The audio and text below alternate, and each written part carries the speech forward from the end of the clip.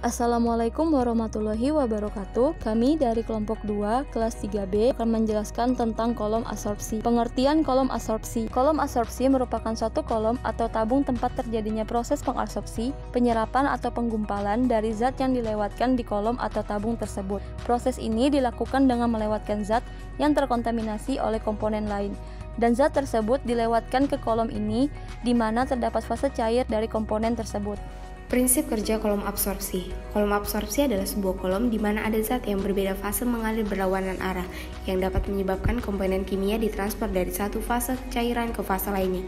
Terjadi hampir pada setiap reaktor kimia. Proses ini dapat berupa absorpsi gas, destilasi, pelarutan yang terjadi pada semua reaksi kimia. Campuran gas yang merupakan keluaran dari reaktor diumpankan ke bawah menara absorber. Di dalam absorber terjadi kontak antara dua fasa, yaitu fasa gas dan fasa cair, mengakibatkan perpindahan massa difusional dalam umpan gas dari bawah menara ke dalam pelarut air sprayer yang diumpankan dari bagian atas menara.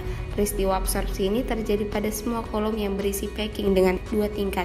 Keluaran dari absorber pada tingkat 1 mengandung larutan dari gas yang dimasukkan tadi. Berikut adalah simbol PFD untuk kolom absorpsi. Selain itu ada beberapa simbol PFD lainnya, yaitu sebagai berikut.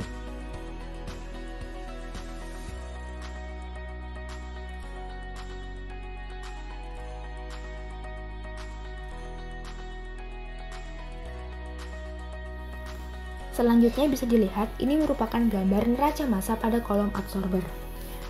Oke, berikut soal pertama yang akan kita selesaikan. Penyelesaian soal 1. Pertama, kita harus menggambarkan neraca massa pada kolom absorber. Kemudian, bagian feed adalah gas CO2 dan yang keluar gas sisa. Karena ada yang diserap, maka di sini kita perlu memasukkan pelarut atau solvent. Kemudian kita bisa mencari kadar CO2 tersebut. Rumus yang digunakan adalah massa in sama dengan massa out. In adalah gas dan outnya adalah pelarut. Bisa kita lihat di sini perhitungannya, yaitu massa gas sama dengan massa air. Kita sesuaikan saja gasnya adalah CO2 dan pelarutnya adalah air. Jadi kadar CO2 di dalam air sebesar 10%. Next, soal kedua. Kita menggunakan konsep yang sama dengan soal 1, karena ini ditanya neraca massa CO2 di sekitar menara untuk menyerap 92% CO2. Kita harus tahu berapa gas sisa. Di sini kita menggunakan neraca komponen untuk mencarinya. Bisa dilihat perhitungannya di sini. Setelah mendapatkan hasilnya, kita menggunakan neraca massa total untuk mendapatkan hasil akhir. Perhitungan sama seperti menyelesaikan soal pertama, dan didapatkan hasilnya sebesar 0,0063%. Sekian dari kami. Wassalamualaikum warahmatullahi wabarakatuh.